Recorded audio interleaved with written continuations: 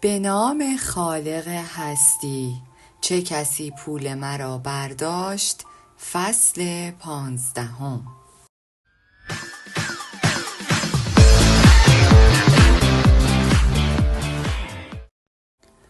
برد یا باخت.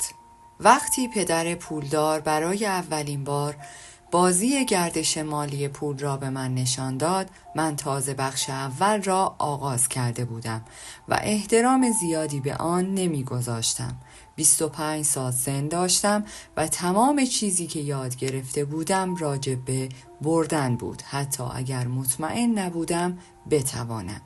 اگرچه من از لحاظ تکنیکی بازی پول را در انتهای بخش دوم و کیم آن را در انتهای بخش اول برده بودیم، هر دو می دانستیم بازی تمام نشده است. مردمی را می شناختیم که در بخش اول برنده بازی بودند ولی در پایان بازی را می باختند. بهترین چیزی که برای من اتفاق افتاد این بود که بازی را در بخش اول باختم. در آن موقع موفقیت بین المللی تجارت کیف ولکرو در ذهنم نشست. موفقیت خیلی زود تبدیل به تکبر و گستاخی شد.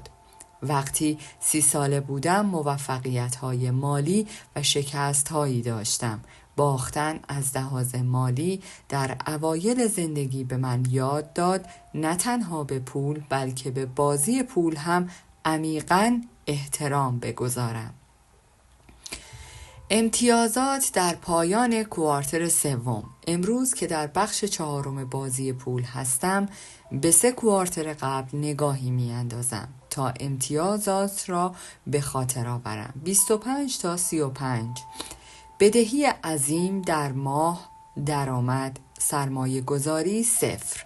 35 تا 45 سال در ماه $10,000 درآمد.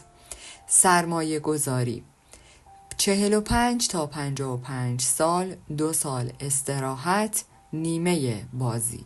55 تا 65 سال درآمد ماهیانه $100,000 درآمد سرمایه گذاری. وقت اضافه باید معلوم شود. درآمد، سرمایه گذاری، اتمام بازی باید معلوم شود. آخر بازی.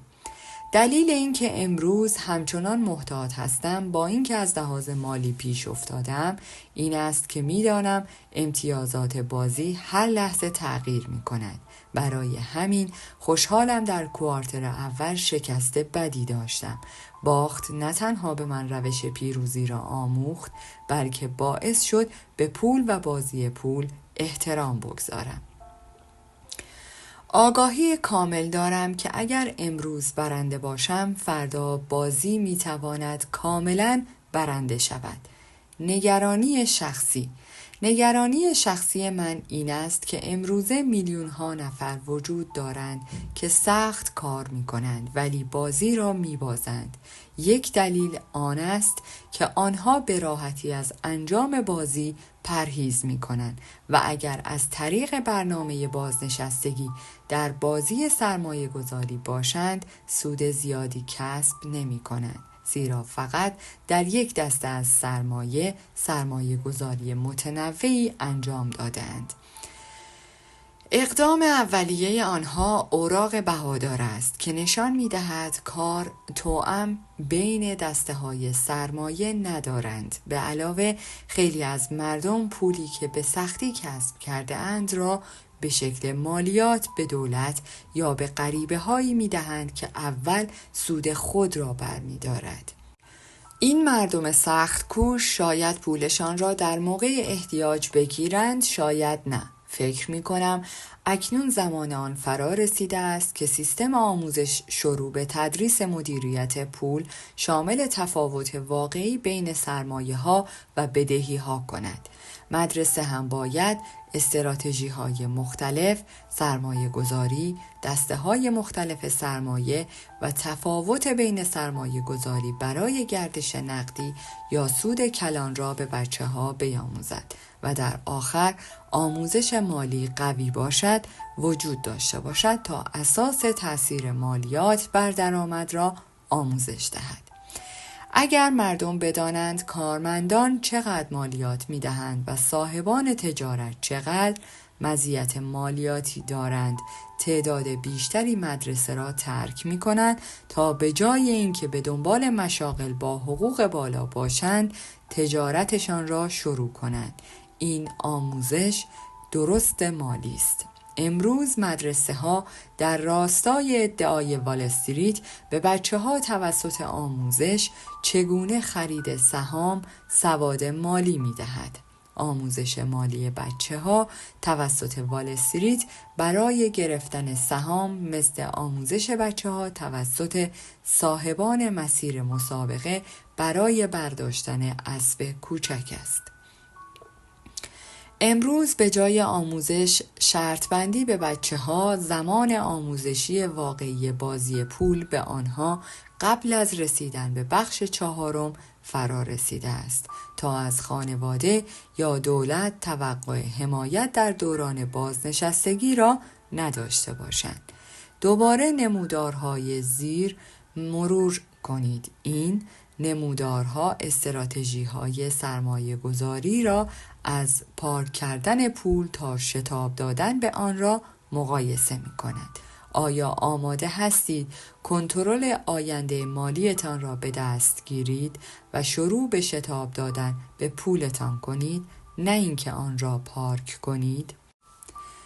برنامه سرمایه گذاری قدرتمند در قسمت BI که شامل شتاب دهنده ها و سرمایه ها می شود که سرمایه ها شامل تجارت، املاک و اوراق.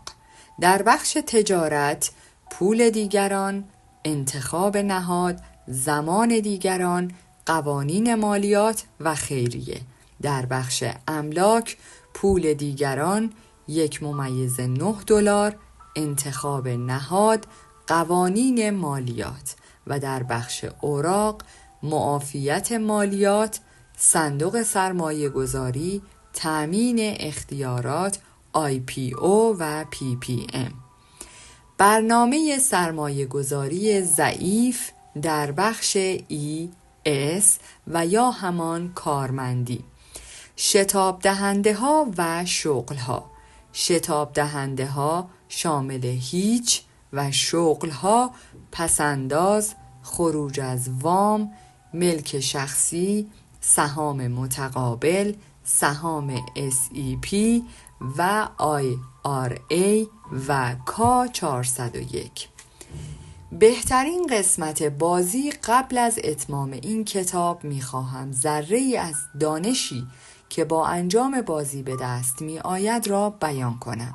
بهترین قسمت بازی کردن بازی پول صرف نظر از اینکه برنده یا بازنده هستم این است که در بازی بهتر عمل کنم. همانطور که امتیازات را از کوارتر اول تا سوم می بینید، اگرچه در کوارتر اول امتیاز 0 داشتم، اما در ادامه بازی پیشرفت کردم.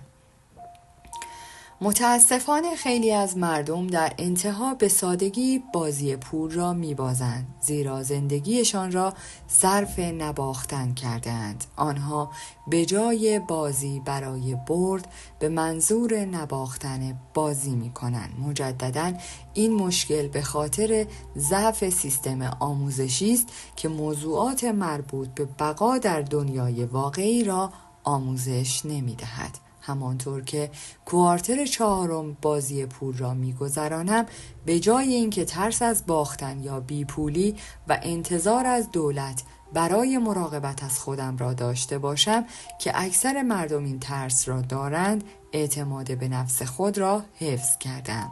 من هیجان زده و مغرور نیستم، ولی در عوض ترس از بازی را هم ندارم. میدانم بازی پول یک بازی است که صرف نظر از امتیاز تا آخر عمر باید در آن حضور داشته باشم. نمیگویم در آینده بازنده نمیشوم، چون برد و باخت هر دو بخشی از بازی هستند. چیزی که برای من متفاوت می باشد این است که من از بازی لذت میبرم. بنابراین برای شمایی که در نظر دارید کنترل پول خود را به دست گیرید و به جای اینکه آن را به غریبه ها بسپارید شخصاً سرمایه گذاری کنید، نکات مهمی راجع به بازی وجود دارد. به یاد داشته باشید باخت بخشی از برنده شدن است. همانطور که پدر پولدار گفت، بازی پول واقعاً مربوط به پول نیست، مربوط به چگونگی بازی کردن شماست. از اینکه کتاب را مطالعه کردید متشکرم. شاهکار ماندگار از رابرت کیوساکی. رابرت کیوساکی معتقد است دلیل مشکلات اکثر مردم این است که سالها در مدرسه درس خواندند اما هیچ چیز در مورد پول یاد نگرفتند. وی میگوید که مردم یاد میگیرند تا برای پول کار کنند اما هرگز یاد نمیگیرند کاری کنند تا پول برایشان کار کند. کتاب پدر پولدار پدر بی پول نقطه شروعی برای تمام کسانی است که می‌خواهند کنترل مالیشان را در آینده به دست گیرند. بازی گردش مالی پدر پولدار یکی از کتاب‌های رابرت کیوساکی که می‌تواند در یادگیری سرمایه گذاری و چگونه سرمایه گذاری به شما کمک کند که شامل 1. صندوق‌های سرمایه گذاری مشترک در سهام، مؤسساتی که به عنوان واسطه مالی عمل می‌نمایند که به عنوان نمونه می‌توان به بانک‌های تخصصی، شرکت‌های بیمه، بانک‌های تجاری و مؤسسات مشابه اشاره کرد. 2. برنامه‌ای که در آن کارمندان می‌توانند با حقوق ماهیانه‌شان در آن مشارکت کنند. 3. شاخص بازار سهام آمریکا که شامل 500 شرکت بزرگ با سهام رایج میباشد. 4. یک روزنامه آمریکایی است. 5. یکی مجلات معروف اقتصادی در آمریکا. 6. بزرگترین شهر و مرکز فرهنگی ایالت مریلند آمریکا. 7. شکلی از ارائه عمومی که در آن سهام در یک شرکت معمولاً به سرمایه گذاران نهادی فروخته می شود و پس از آن به عموم مردم در بورس و اوراق بهادار برای اولین بار امکان پذیر خواهد بود. 8. رهن شکنی خانه هایی که در رهن بانک است و با عدم پرداخت وام بانکی باید تخلیه شود. 9. کشوری تحت قیومت بریتانیا. 10. این کتاب توسط انتشارات طاهریان به چاپ 4 رسیده است. 11. مدیران شرکت‌های سهام متقابل. 12. شرکت بازرگانی آمریکایی. 13. این کتاب توسط انتشارات طاهریان به چاپ رسیده است. 16. نوعی غذای آماده. 17. منطقه‌ای در آمریکا که اکثر شرکت‌های الکترونیکی در آنجا قرار دارند. 18.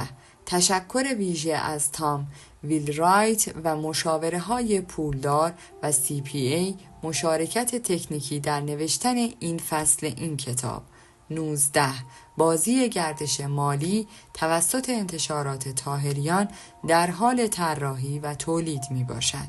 20. به از دست دادن خانه هایی که در رهن وام بانک و یا اشخاص حقیقی است اطلاق می شود. 21. البته علی رغم این موضوع من کتابی را با نام شانس دوباره در سال 2015 چاپ کردم. این کتاب توسط انتشارات طاهریان ترجمه و چاپ شده است و کتاب بسیار پرفروشی است. 22. ژانویه ماه زمستانی می باشد. 23. در اینجا مقصود گوی شیشه‌ای است که فالگیران استفاده می کنند. 24. برای دریافت اطلاعات راجع به این تجارت به کتاب پدر پولدار پدر بی پول مراجعه کنید. در پایان از شما دوستان عزیزم میخواهم برای حمایت بیشتر ما کانال ما را به دوستان خود معرفی کنید. برای انرژی بیشتر ما رو لایک کنید و برای ادامه پرقدرت‌تر سابسکرایب. تا درودی دیگر، درود و 200 بدرود.